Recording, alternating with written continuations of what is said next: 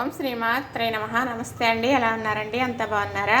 నేను కూడా బాగున్నానండి. అందరికీ గుడ్ మార్నింగ్. ఈరోజు చేయబోయే కూర ఏంటో తెలిసిన మరి పప్పు మామిడికాయనండి. ఇంతకుముందు కూడా పెట్టాను, అది వేరు ఇది వేరు. ఇలా చేసుకుంటే ఒక రుచి, అలా చేసుకుంటే ఇంకొక రుచి. పూర్వం ఎలా చేసుకునేవారో అలానే చేసి చూపిస్తానండి. చక్కగా ఇక్కడ పెట్టుకున్నవన్నీ చూపిస్తూ మరి చెబుతానండి.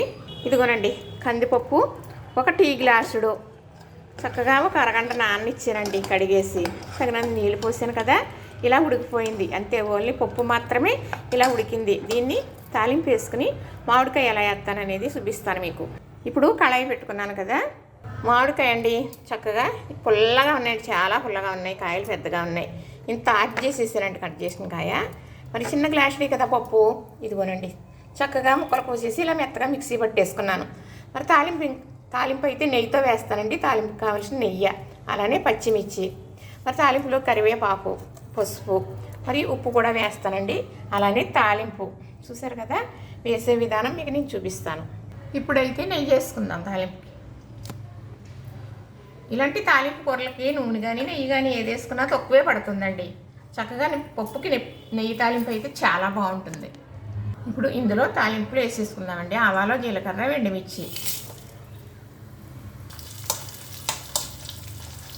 ఇప్పుడు కరివేపాకు, ఇప్పుడు పచ్చిమిర్చి,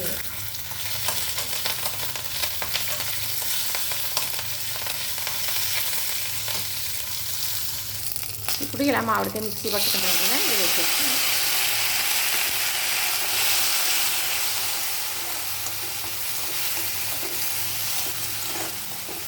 ఇప్పుడు కొంచెం వాటర్ వేసుకుందామండి ఇందులో. ఇప్పుడు ఇందులో ఉప్పు, పసుపు, అంటే ఎండుమిర్చేమో తాలింపులు వేసాం కదా, పచ్చిమిర్చేమో ఇలా పచ్చిగా వేసేసాం. ఈ రెండు కారం సరిపోతుంది. ఇప్పుడు ఇందులో పప్పు వేసుకుందాం. ఇలా ఉడికించుకుని పక్కన పెట్టుకున్నాను కదా, ఈ పప్పు వేసేసుకుందాం. కొంచెం వాటర్ వేసుకుందాం. ఇంతేనండి, ఇది ఒక 5 నిమిషాలు మగ్గనిచ్చేసామనుకోండి, పప్పు మామిడికాయ రెడీ. ఇది ఒక రకం తాలింపండి, చాలా బాగుంటుంది అన్నమాట. ఇలానా ఇంతేనండి, అయిపోయింది. చూసారా, అలా కొత్త కొంచెం ఉడికేటప్పటికి పచ్చిమిర్చి పులపలాక్కుని చాలా రుచి ఉంటుందండి. ఇది పప్పు మామిడికాయ నెయ్యి తాలింపు రెడీ అయిపోయింది.